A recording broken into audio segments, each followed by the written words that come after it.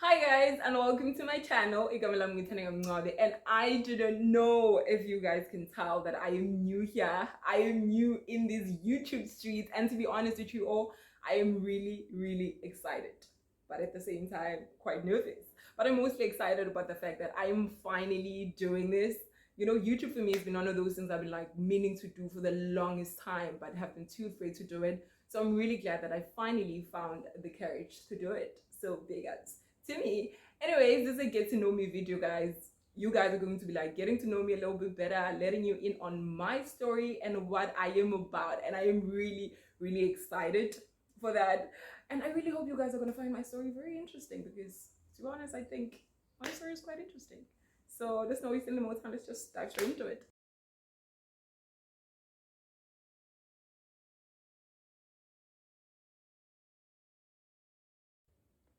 So yes, guys, as I've just said, and I'm 23 years of age, and I was born and bred in a small town called Hammerstate in KZN. I'm currently studying electrical engineering at Mango City University of Technology, probably known as MUT. So I'm doing my final semester, right? And I'm really excited about that. But at the same time, I'm crossing my fingers that I pass all my modules so that I can be done with school because I'm so over school. Like I'm literally over it. Like I'm ready for it to be like done and dusted. But anyways, we're not there. So I'm a firstborn on my mom with two siblings, and I'm a fifth child on my dad with seven siblings. I know my dad was a very busy man, but hey man, we're not here to judge anyone. Let's not do that.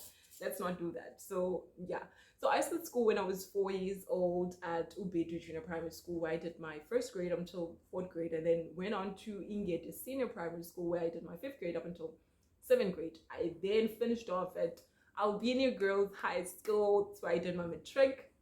I finished my matric when I was 16. Yeah, I was 16. That was in 2014. Hmm. I know. I know most of are wondering, what's okay, what is going on? So this girl finished her matric when she was 16 in 2014. Now she's 23. Yet she's still studying. Like, make it make sense because wow, it doesn't make sense. And I know I'm about to let you guys in on it. So like grab a snack, sit back and relax because I'm about to tell you everything. Like everything. I'm joking, I'm about to tell you everything, not everything. I don't know where it's that coming from. So yeah.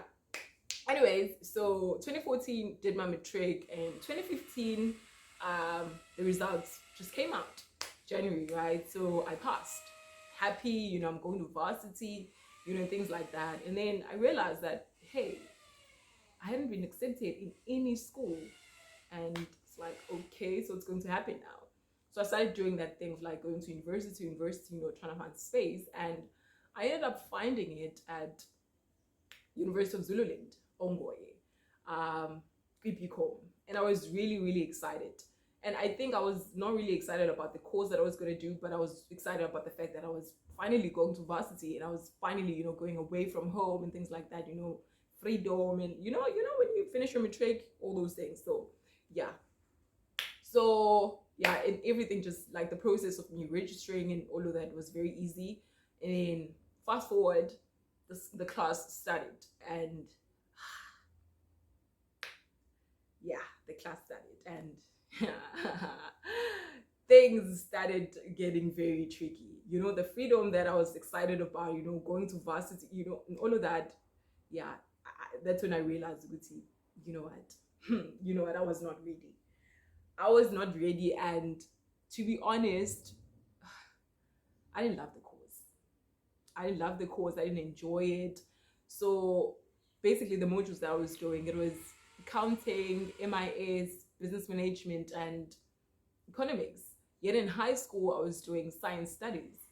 So I had zero accounting background, like none, zero. So that kind of made things even more difficult for me. So yeah, after a year, I decided that, what, I'm not going back there. Like BCom was really not for me. It was a great course, but not for me. So I dropped out. Not my proudest moment, but I feel like I had to do it because wow, like it was a 3-year course, but I realized it was, if I stayed in it. I was going to do it for probably 7 to 8 years because that's how tricky it was, and it was really not for me.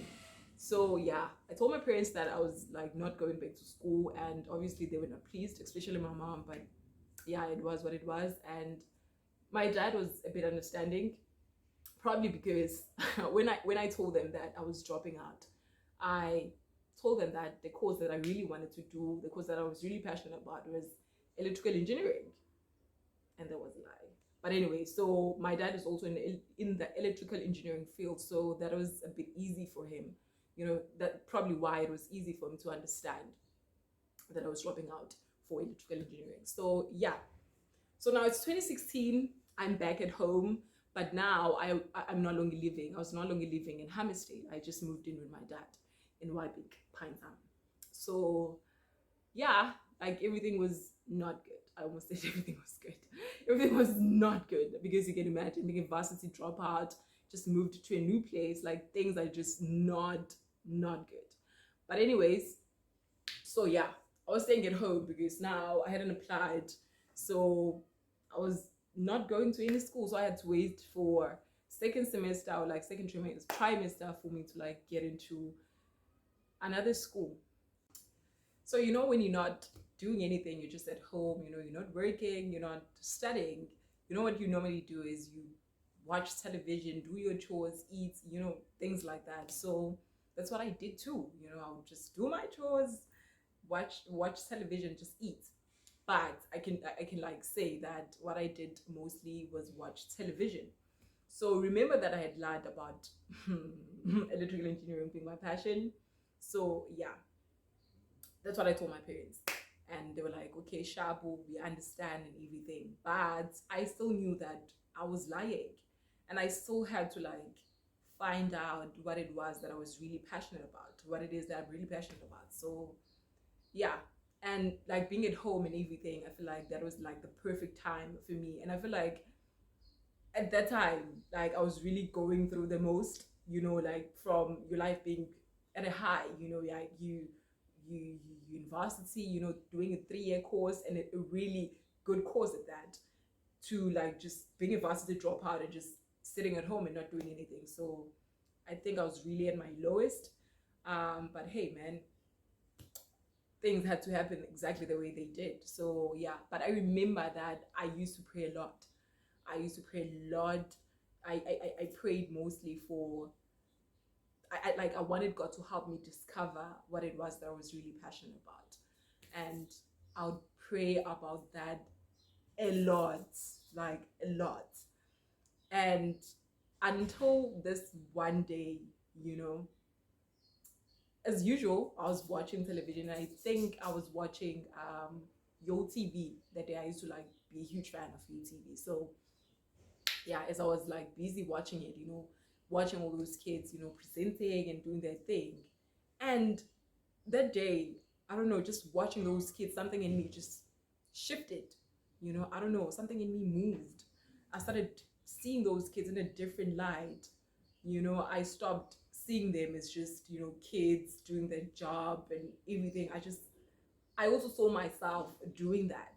And I remember they used to have like that thing where it was like, I don't know, I'm not sure if it was on a Monday or Tuesday, but they used to do that thing of like bringing like presenter guest. So you'd write them an email and telling them, oh, okay, you wanna come and showcase your talent and everything. And I saw myself doing that, and I remember I even sent them an email. Now I'm living in Durban and Yo TV is in Joburg, so it was crazy. But anyway, so the whole point of the story is that that's how I discovered basically that presenting was my passion. And now it was tricky because I'd already told my parents that electrical engineering was my passion and what I really wanted to study. So I had to like go to school and study electrical engineering. So I went to college, Tiguni College, Melbourne campus, where I did my ends. I did from N2 up until N5. Okay, well, my parents don't know about that, but anyway, so yeah, I did it from 2016 until early 2018. So throughout the time, I'll still go to auditions, because now I was like aware of the fact that presenting is my passion, right? So I would go to auditions. I remember the first audition I ever went to, it was at the MTV base. No, it wasn't the MTV, it was the MTV VJ Search. And it was held at Olive Convention Center. So I went there. I was I was so nervous. Obviously, it was my first ever audition, but hey, man, I had to do it, but I fumbled it, and I am not ashamed. I'm not ashamed. Is it a shame? Yeah, I'm not ashamed to say it. I fumbled, like literally fumbled, but it's fine. Like it was understandable. I was like, you know what? I forgive you because this is your first audition. But moving forward, I'm not gonna forgive you.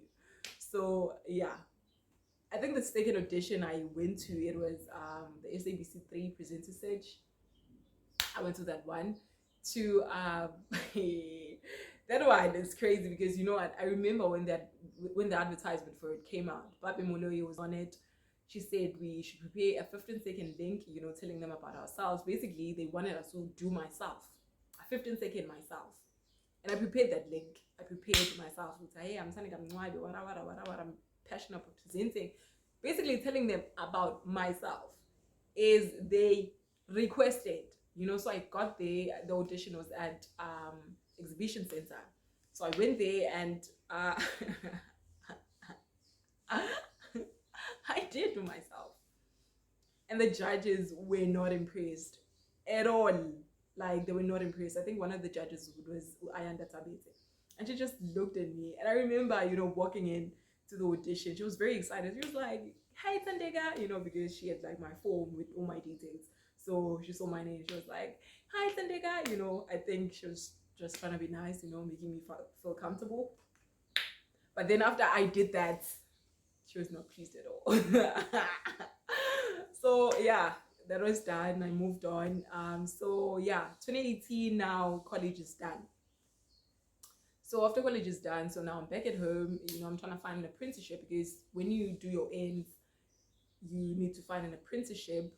And then after your apprenticeship, then you do your trade test, and then now you're qualified. That's it. But unfortunately I couldn't find the apprenticeship. So yeah, I ended up finding a job at CCI call center agency. I never worked there. I never went there. I only did training. So yeah. So when was this? It was I think mid 2018. I think around June, July. So yeah, I only did training. So between like between my training, like in between my training, I went to an audition for Crazy ETV. I don't know if you remember, but yeah, I went for those auditions. They were at the audition was at Ushaga Marine. I went there and the judges were Nkanyiso, probably known as Njeza from Uzalo, and NTK. NTK Ntokozo Molefe, and like some other lady, I think she was a producer or something. I like went there and I think I killed the audition.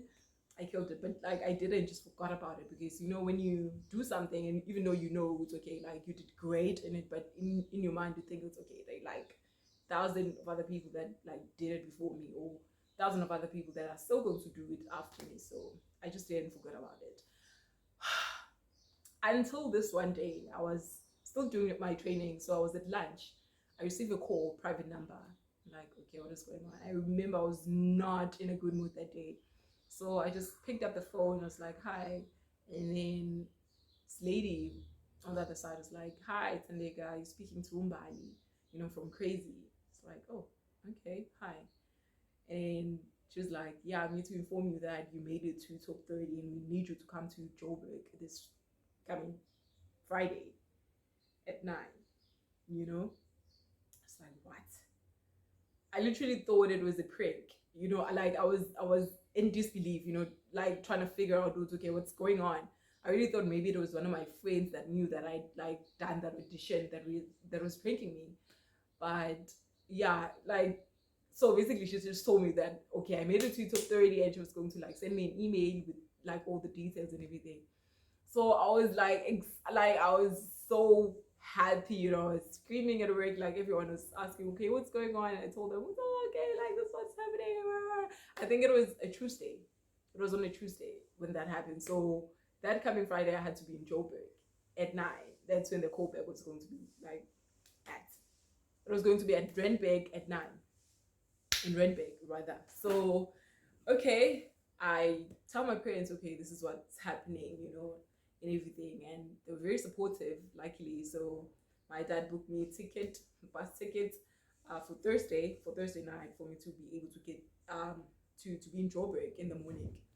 So yeah, Thursday, 10:30, I was in the bus. So the bus took off, and yeah. So there's a story, okay? Like, here's the story, right? When I was in the bus, so obviously I slept, you know, like thinking it was okay, sharp. The bus I think was supposed to get to Joburg at around what 5, 6, you know. So I was not worried, you know, because my cousin was going to like fetch me at Park Station. So I was like, no worried. Obviously, I'm going to like wake up when we get to Park Station. So yeah, then I take a nap. Okay, not like that was not a nap. I slept. So now I wake up. I think it was around 5 to 6, you know. So I'm thinking, it's okay, maybe we've arrived, you know. But we hadn't arrived, to be honest. Like I realized it was okay, you know what? We hadn't arrived. We still we still on the bus, but the bus was not moving. So I'm checking the time, realize, okay, this is the time they told me Wuti I was gonna get to Joburg at. And now my cousin is busy texting me, asking me, okay, Tanega, where are you? I'm ready at the park station waiting for you. So now I'm confused. It's okay, what's going on? The bus is not moving, but it's really like about 5:30 to 6, you know, the time I was supposed to be in Joburg. Yeah, so you know, so yeah, I stand up, I go to the drive, and I'm mad, you know, I'm frustrated, you know, because I'm thinking it's okay, I'm not gonna make it in time and everything. So yeah, I go to the driver, ask him, okay, what is going on? And he tells me, we are delayed, you know, there's Ingozi on the highway and we're delayed for 3 hours.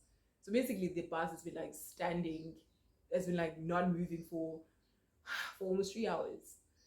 And now I was like really frustrated, you know. At some point I was crying, you know, because I was thinking, okay, like I'm not gonna make it in time and everything. So yeah, guys, I feel like I'm rambling.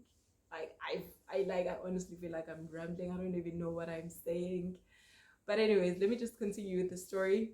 So yeah, I went back to my seat, and like I started calling my dad, like calling everyone basically. And my cousin, another cousin that also lived in Joburg, you know, called the studio and like let them know basically of the situation. And luckily they were very understanding, you know. So yeah, I think I ended up getting in Joburg. I got there in Joburg at around, I don't know, 9 or something, but I got there very late.